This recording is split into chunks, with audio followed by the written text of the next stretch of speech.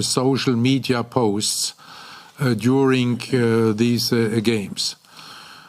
Just to give you an idea about the size of this number, so if someone were to take only 1 second to read each post, it would take him 16 years non-stop to go through these posts.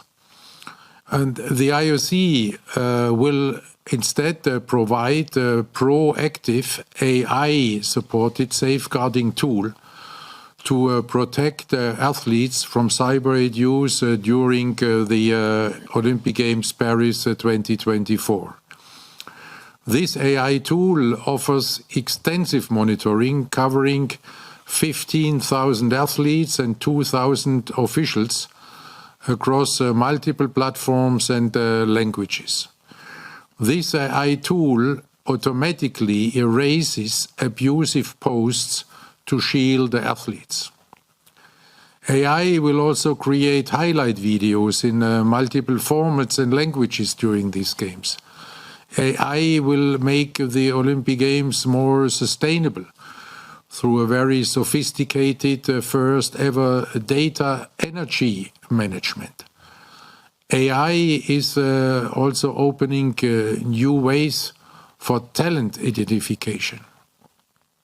We had a first test of this talent identification in Senegal with about 1,000 youngsters.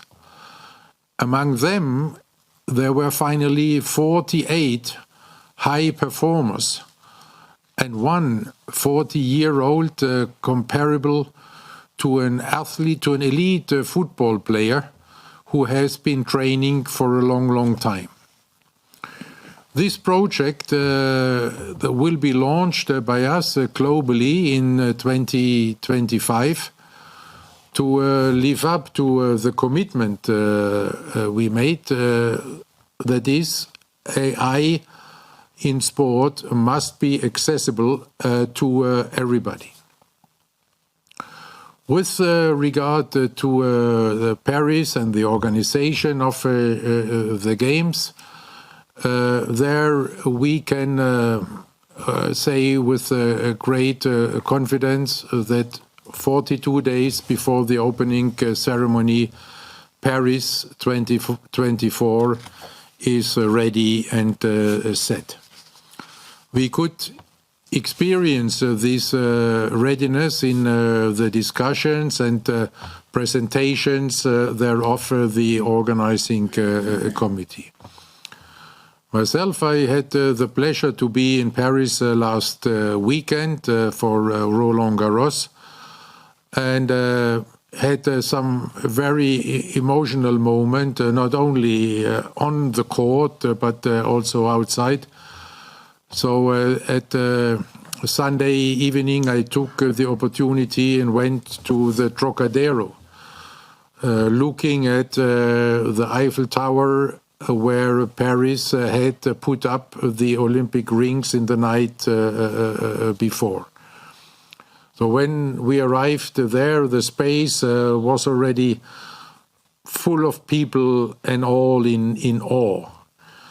And all of them were looking with glaring eyes at the Olympic rings at the Eiffel Tower.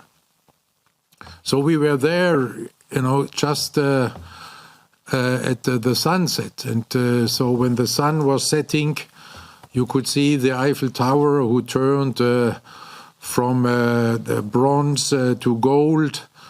And in the background, you could see the dome of Les Invalides shining in gold. It was truly, truly breathtaking, And then after the sun had set, the rings were illuminated, and there you could again feel the excitement of the people, and an excitement you can feel throughout the city. It starts when you arrive at the airport. You see the rings in the city. You see the first flags announcing the games. You see the Place de la Concorde getting ready, and you can walk to the Place de la Concorde along the Champs-Élysées, which gives you other breathtaking views on the Arc de Triomphe and La Défense and Paris. The organizing committee, in their presentation, they went even further. There we could enjoy the spectacular venues which are getting ready. The beach volleyball arena at the Champ de Mars, archery at Les Invalides, equestrian at Versailles, the urban park at Concorde, and of course the most important, the Grand Palais and fencing. So you may understand that this was a special highlight for me. And I could go on and on. So we can now truly say that the Paris 2024 will be the first Olympic Games being planned and delivered fully in line with the reforms of our Olympic Agenda 2020. More urban, more sustainable, more inclusive, and more youthful. They will be the very first Olympic Games with full gender parity, because the IOC allocated exactly 15% of the quota places to female and male athletes. The Games will also be more youthful by involving millions of school children in France with the education program and 30 minutes of physical activity in the schools. I visited one of these schools on just last Monday in Paris, where the students had created their own Olympic exhibition, their own Olympic museum, if you want. And you could see the excitement of these kids in their eyes, and how they were engaging with the Olympic Games, with the athletes, and with the Olympic values. Really a great moment during this visit. We can also see this excitement with the torch relay. The torch relay has seen 2.5 million spectators so far. And I think they all share the same feeling like us. We cannot wait until finally we will see the flame lighting the cauldron at the opening ceremony. So I can only say once more, allez la France, et rendez-vous à Paris très bientôt. Today we also have prepared in the Executive Board the next session of the IOC in Paris, and there the Executive Board, following the recommendation of our Members' Election Commission, chaired by Princess Anne, proposes 8 new IOC members for election to the IOC session. It is again a gender-balanced proposal for women and for men. And the proposed names are, as individual members, first, Mrs. Aya Medani from Egypt, Mrs. Sarah Walker from New Zealand, and Mrs. Paula Belén Pareto from Argentina, and Sir Hugh Robertson from Great Britain. These 4 are being proposed, as I said, as independent individuals. 3 candidates have been proposed linked to their function within an NOC. There is Mrs. Damaris Young as president of the National Olympic Committee of Panama, Mr. Gene Sykes as president of the United States Olympic and Paralympic Committee, and Mr. Ian Chesterman, the president of the Australian Olympic Committee. One candidate has been proposed linked to his function within an international federation, and this is Mr. Johan Elias, having been proposed by the Association of the Winter Sport Federations as president of the International Ski Sport Federation. We also have received today a presentation from the IOC Esports Commission. You may remember that in our last session in Mumbai, I had asked this commission to look and to study the creation of Olympic esports games. And today, in record time, the Commission has come back with a very clear and concrete concept. And as a result of this, the IOC Executive Board has today created Olympic esports games. This decision will be put forward to the next IOC session in Paris for approval. With the creation of Olympic esports games, the IOC is taking a major step forward in keeping up with the pace of the digital revolution. And we are really very excited on how enthusiastically the esports community represented in the IOC Esports Commission has engaged with our initiative in all their meetings. This is further proof of the attractivity of the Olympic brand and the values it stands for and we stand for. We have been engaging with eSport since 2018 in a, as we call it, in a holistic way, and have chosen an approach that allows us to be successful in the eSport space while always staying true to the values that are guiding the IOC for over a century already. And these our values are and remain the red line that we will never cross. In our discussion today, it was also highlighted that these Olympic esports games, that the organization of these Olympic esports games must happen under a new and completely dedicated structure within the IOC, dedicated to these games, and that this structure must be clearly separated from the organizational and financial model which we apply for the Olympic Games.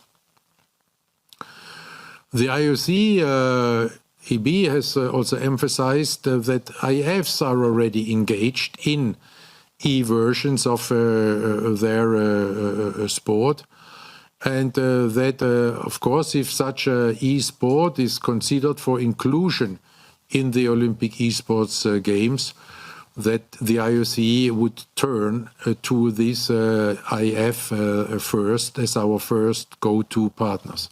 And the same will and is, of course, be true for national Olympic committees that include esports already in their activities. Such is not so short, but given the many topics we covered, I hope also not too long a summary. And now I'm, of course, open for any questions you may have.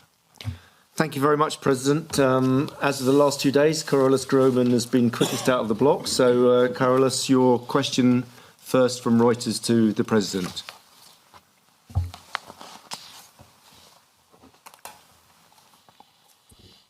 Yeah. Yes. Yeah, we can hear you. Go ahead. Thank you very much. Thank you very much. Mr. President, thank you for your time this morning. A question on the elections that will be held in France at the end of June and beginning of July, and also whether there was any talk regarding security from the side of the organizers. Are you at all concerned with the political developments so shortly before the Olympics? And was there any reference at today's presentations regarding security for the Games? Thank you very much. Thank you very much for this question. With regard to the first question about the political situation in France and the upcoming elections, no, we are not concerned. And we are not concerned for good reasons, because I could experience on Monday the unity among the political parties, which are otherwise competitors in these elections, the unity behind the organization of the Olympic Games.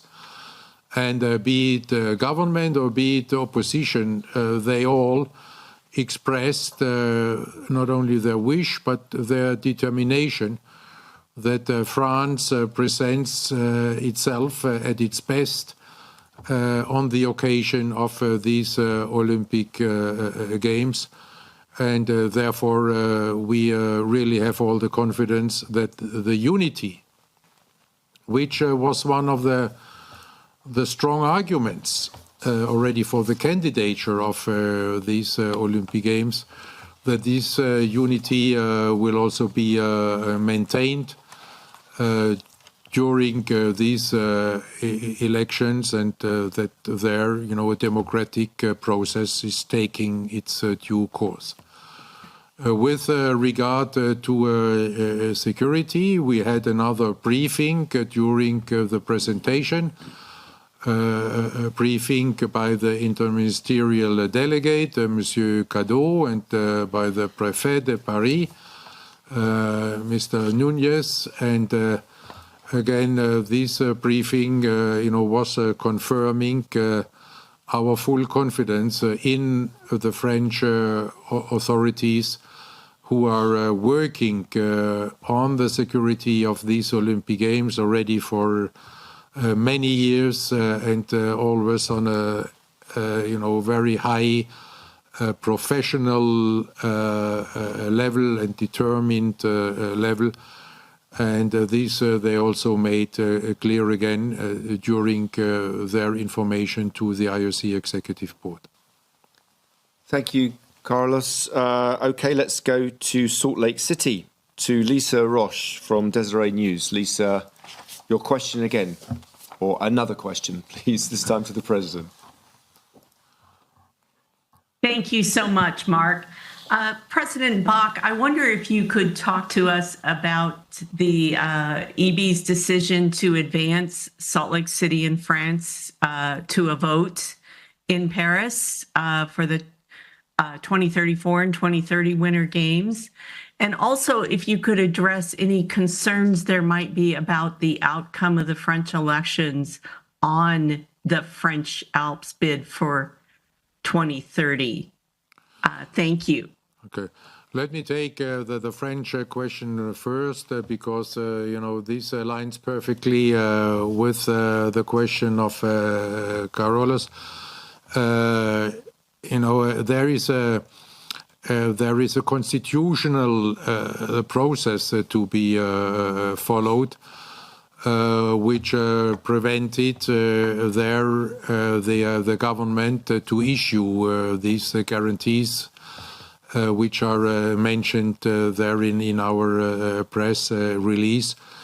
This is, if you want, just a legal issue, and all indications are in the right way that they will be delivered then very soon after the final round of the elections.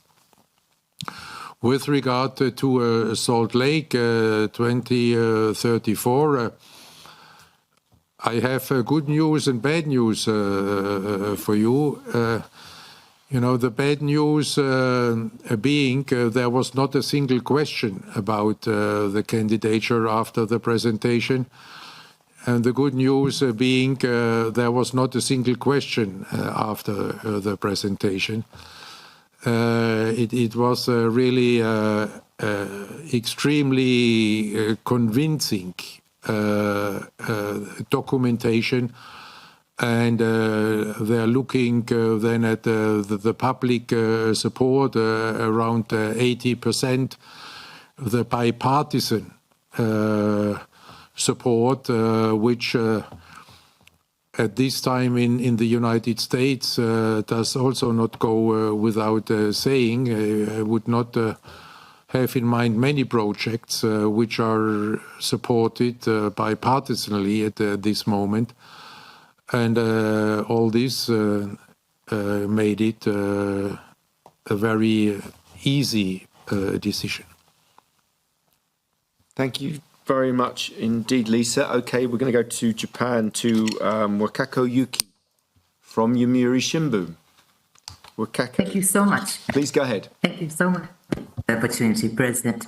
From the viewpoint of previous host Tokyo, Paris Games' significance in Olympic movement history is to revive the social value of the Games after 2 Olympic Games under COVID-19. When we look back now, what would you say was the most negative impact of the COVID era to the value of the Games, and what do you hope Paris Games, the first post-COVID celebration, would restore for the future? And if I may, one more, the Olympic Esports Games, if I may. Could you tell us what's the key difference between the previous Olympic Esports series and whether the IOC is already having any discussion as to where the first competition would take place? Thank you. With regard to the first question, the impact of the 2 Olympic Games which have taken place under COVID conditions, the most important impact is they took place. And this is so important, first of all, for the athletes, because otherwise we would have lost an entire generation of athletes.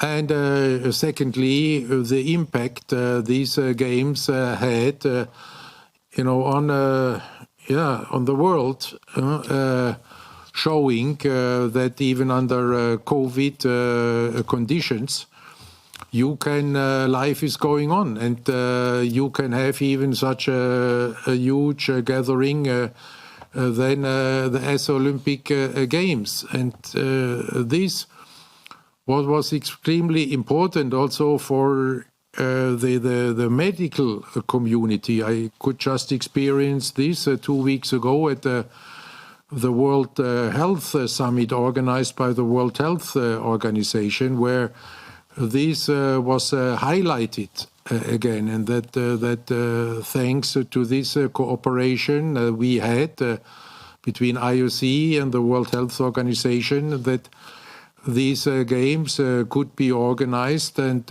without having a single reported transmission of COVID from the participants to any member of the host population. And the rest was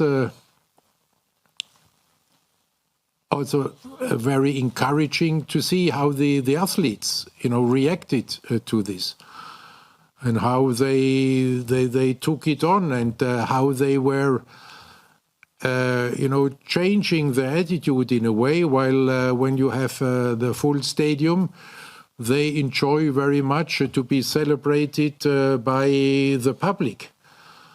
And then they go on their lap of honor individually and enjoy the applause.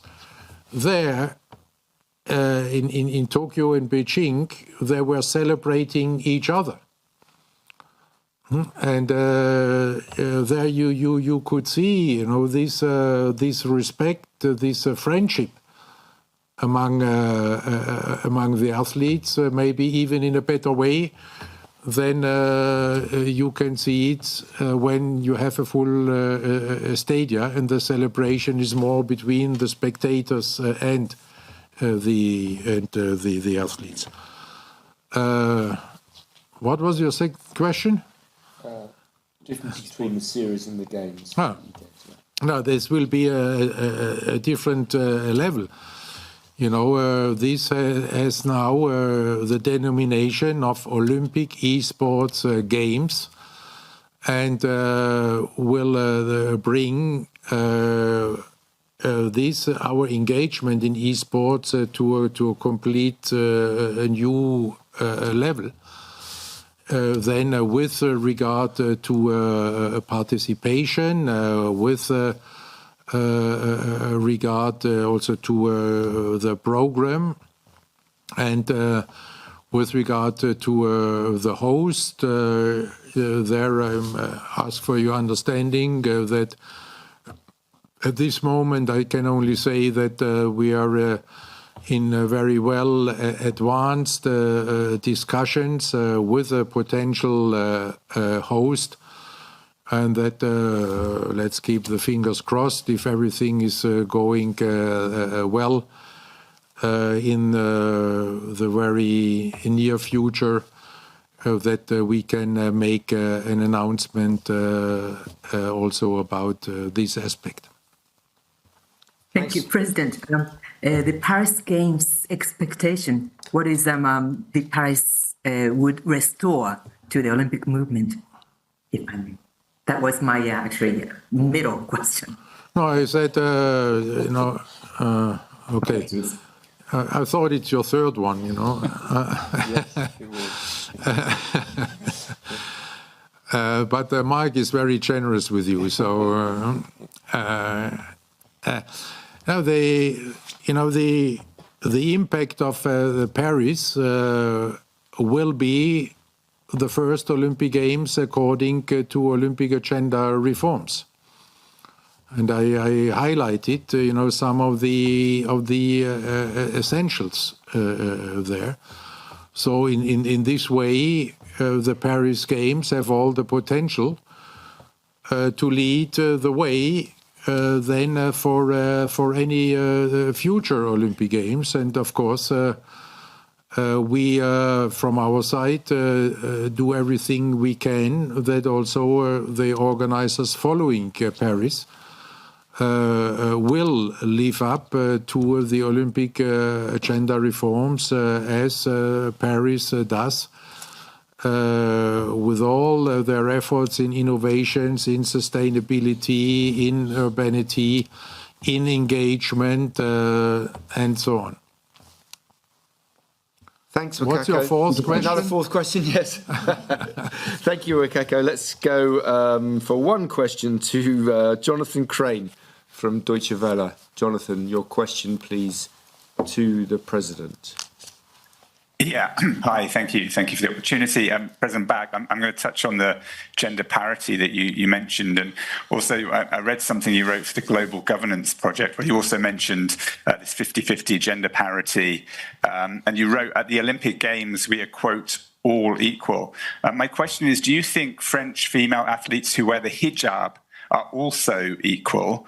And what you and the IOC doing about this hijab ban in French sports? Obviously, the Olympic Charter forbids discrimination of any kind and also exclusion for religious reasons. No, as far as the Olympic Games are concerned, the IOC rules and the technical rules of the international federations apply. And their athletes are free to wear hijab in the Olympic Village and at the Olympic venues.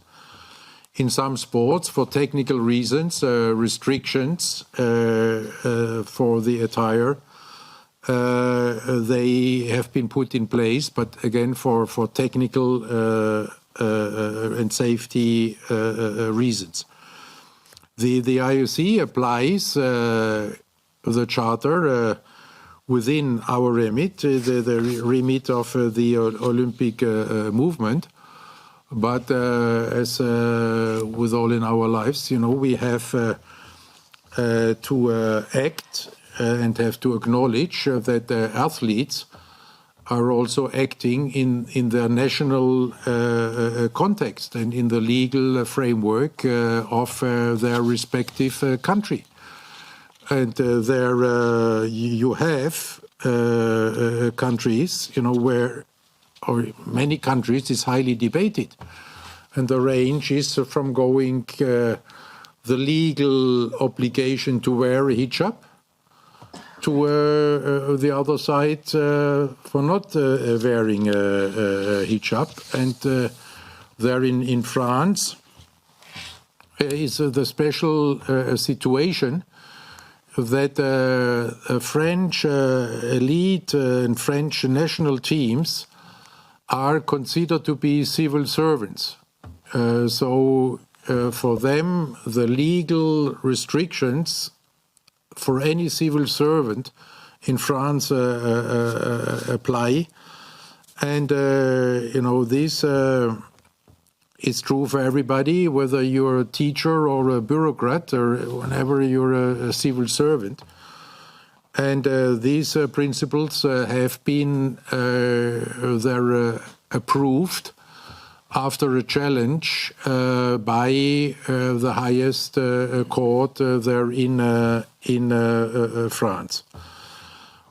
When it comes to the concrete question, there about French female athletes in the Olympic team, there is only one case there which has been identified and about which we have been in contact, like with the overall system, with the National Olympic Committee from the very beginning. And we can see that this one case has been resolved in a common understanding among all the parties concerned, means the French National Olympic Committee, the legal system, and the athletes, the athlete itself, which has, by the way, already participated in international competition following this agreement to the satisfaction of everybody. Can this legal situation, and I don't think anyone's expecting you to change the laws of a country, but the legal situation puts a ceiling on female athletes who wear the hijab in France. They'll never have the chance to prove themselves and compete for their national team. So I guess my question, therefore then the French National Olympic Committee can never put them forward. And so that's where surely the IOC's remit kicks in. Like, why have these rules if you don't then apply them? No, we apply these rules within our remit. We are not the supra parliament of France. We are the Olympic Charter applies within the remit of the Olympic movement, and the Charter is very clear, and there is no discrimination within this remit. But French athletes, like German athletes, like any athlete in the world, are not living in a law-free bubble. They have to follow the laws and rules of their country, and there the IOC can make our position clear, what we did there and what we do from the very beginning. But we cannot overvote the French National Assembly and the French highest court. Thank you. Thank you, Jonathan. Cheers. Thank you, President. Okay, let's go now to Bruno Fraioli from Sport Business Club. Bruno? Yeah, go ahead. We can hear you. Oui, bonjour. Bonjour, Président. Bonjour, Marc. Bonjour, tout le monde. Good morning, everyone. Mr. President, Mark. I have a question regarding esports. President, you mentioned earlier on that there would be a new framework totally dedicated to the Olympic Games, esports Olympic Games. Could you tell us a bit more about this? Would there be a commercial structure dedicated or something else? Mr. Lapartien is president of the Esports Commission. So my question is to know if there will be elections or if he will maintain his functions. So what is planned in terms of governance? In the interest of anyone, would you allow me to answer you in English? First of all, this structure will be within the IOC.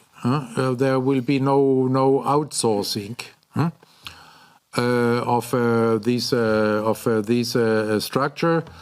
It is also clear that the IOC is the exclusive owner of these games, but for organizational, logistical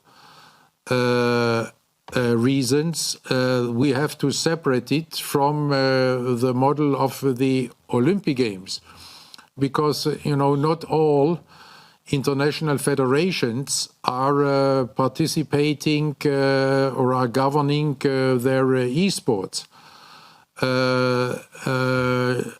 Not even a third so far of the national Olympic committees are engaged with esports. So the model of the Olympic Games, where we are dealing with all the Olympic sports federations and with all the 206 national Olympic committees, does not work for these Olympic esports games.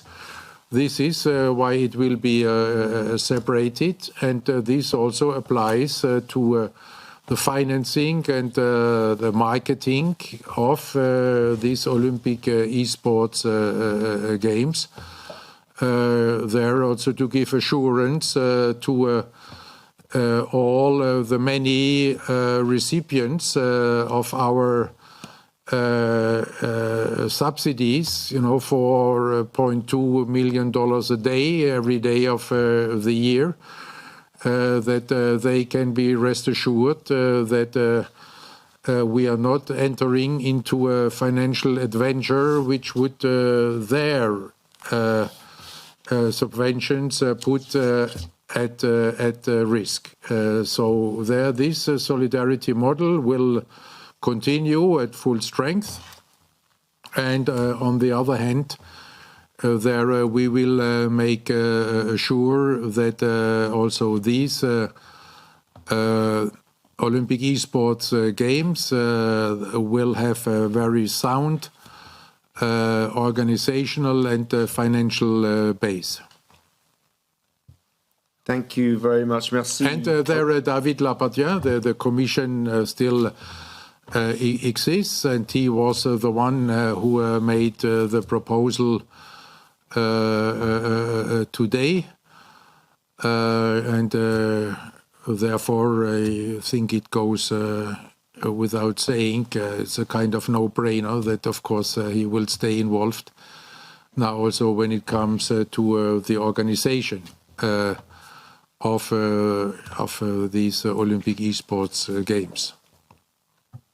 Merci, Bruno. And now we will go to Graham Dunbar from Associated Press, AP. Graham Dunbar, please, your question to the President. Thank you, Mark. I'll try to be quick. I don't want to make you miss any of the Scotland game, which is obviously our priority today. Just a quick one. I mean, a fundamental part of the Olympic Games is sending the message, everyone is welcome to compete, everyone is welcome to be there.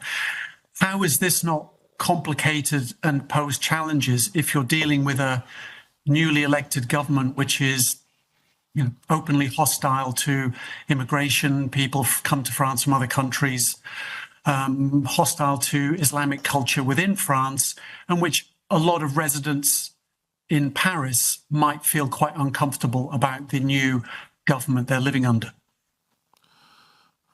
Listen, first of all, I would not know that any government would participate in the Olympic Games. It's athletes who participate in the Olympic Games. And there all the athletes from all the NOCs who respect the rules are very much welcome. The NOCs who do not respect the rules have to take the consequences, but will not be punished for actions of their governments. And secondly, who are we to put a democratic election in a democratic country with hundreds of years of the democratic history into question? This is up to the French people to elect their government, and we will respect every government which there will be in France after these democratic elections. Thank you, Graham. We will look forward to the Scotland match tonight. I don't know who they're playing, but should be a good match, I imagine. OK, let's go to Robert Livingston next from gamesbid.com. Robert, if you're there. I'm here. Can you hear me? Yeah, please go ahead. Great. Thanks, Mark. Thank you, Mr. President. A question for you about esports. With the esports games being organized as a separate event from the summer games, how do you differentiate it from the existing world championships, esports world championships that are already out there? Have those federations been involved or consulted in any way? And with the exclusion of some of the more popular titles, in order to not cross that red line that you talked about, how do you elevate this event to Olympic standards to make it, Olympic? Oh, thank you.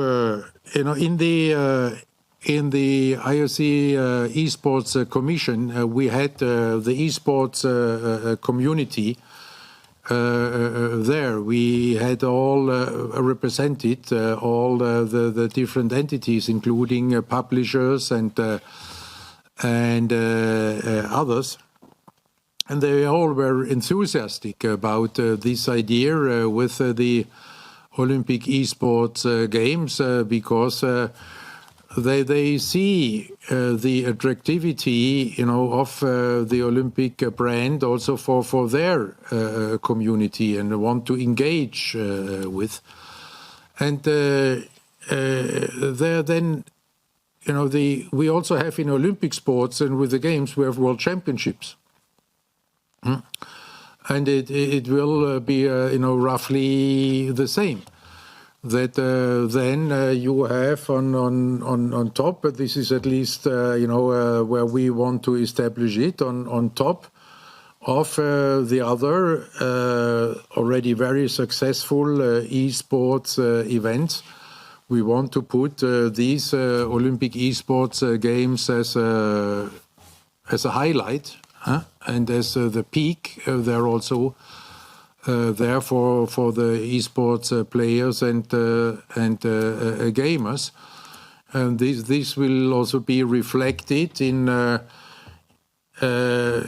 composition of the program, where we will have let's say the three different activities there, where you have the virtual sports, means with physical activity like cycling or others, where you have the simulation, let's say NBA, ENBA, and where you have then I don't know whether you can already say the traditional e-games, but you know what I mean, then the mere games. And there, in these Olympic eSport games, you will have all three pillars, With regard to the values, I think I made this clear before. We are the exclusive owners of these Olympic esports games. And there, this commitment to the values is very clear. And this we also have, there we have a proven track record with the Olympic Virtual Series, where you could see on the program that this red line was fully respected, and where one of the publishers even changed the format of the games to be part of the virtual series. Okay, thank you. Thank you very much, Robert. Thank you, President. Okay, 2 more quick questions to go. Let's go to Yoshida Takafumi from Kyoto in Geneva, I think. Yoshida, off you go. Hello. Hello. Thank you very much for the opportunity. This question to President.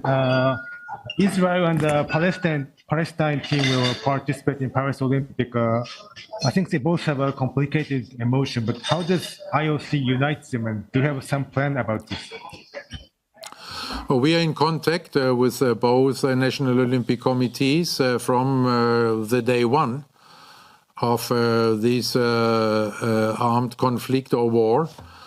And we have, following their request, assisted both national Olympic committees following their particular requests, and both national Olympic committees know, from us that we are helping both sides, so that we are keeping our political neutrality. And during these contacts, there also both national Olympic committees have made it clear to us that they are committed to the Olympic spirit, to the Olympic mission of understanding and peace, and that they will come to Paris in this spirit. This may not be easy, as you said, given the emotions in one or the other way. But following these contacts, we are, very confident that the athletes, both from the Palestine, of course, they will be very proud, to have the Palestine flag being presented, that they appear there as a fully recognized National Olympic Committee with all what this means, the flag, the anthem, the uniforms, that they will be coming there, very proud, but proud of themselves, and that this pride is not turned against somebody else, following the Olympic spirit. And we are also very confident that this the same will be true for the Israeli athletes on the other side. Thank you very much. Thank you, President. Okay, final quick question to Ed Hula. Ed Hula in Florida, I believe you told me yesterday, Ed. Your question, please, to the President, if you are there. Good afternoon. Thank you for taking my question. Earlier in the week, President Bach, the Executive Board, gave its endorsement to a change in the Olympic Charter, expanding the number of IOC members who could serve past their term limits from, I think, 4 to 10. What was the context for that? Why do you need to do that? And secondly, no approval has been given to any other changes in the Olympic Charter, such as an extension of your term. Does that mean that issue is gone by the wayside and will not be considered? With regard to the first, to the amendment, it was from 5 to 10, and it was a proposal having been made by the IOC Members Election Commission, because they are of the opinion, and the board has concurred with this opinion, that since this number 5 was introduced, the scope of the activities following Olympic agenda has becoming so wide, and that we have many more commissions, we have more tasks for IOC members, that this extension of the mandate, should not be give a restriction to a member only because the mandate expires this year and not next year, or has not expired last year. This was considered to be pretty arbitrarily and not up, to the background of the whole rule, that to ensure wherever necessary consistency in tasks. So if they're in a commission, there is a special project underway, you would not like to change, then they're in the midst of this project, and this applies to all members who have all very different qualities which we need in the IOC.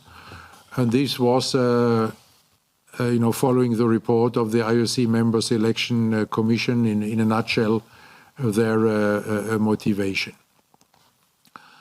And with regard to the second question, I'm under the instructions of the IOC Ethics Commission that I cannot speak about my personal situation before the end of the Olympic Games Paris, at least. But on the other hand, I can maybe inform, because this has nothing to do now with my situation, that the chair of the legal commission today made it clear that they did not propose such an amendment, because such an amendment would only make sense if I would, have agreed with such a move, and since I am under these instructions of the Ethics Commission, that they could, of course, not get such an agreement, so we wait until the end of the Games. And then he said, if then I would give my agreement, that then such a vote could be done very easily, also by a postal vote of the IOC members. Thank you very much, Ed. Thank you very much indeed, President. Thank you to everyone online. That's the third of 3 hours of questioning. So we look forward to seeing you all again very soon. Thank you very much also to my team on the subs bench this afternoon. And thank you, President. Okay. Thank you very much. Merci beaucoup. À bientôt à Paris.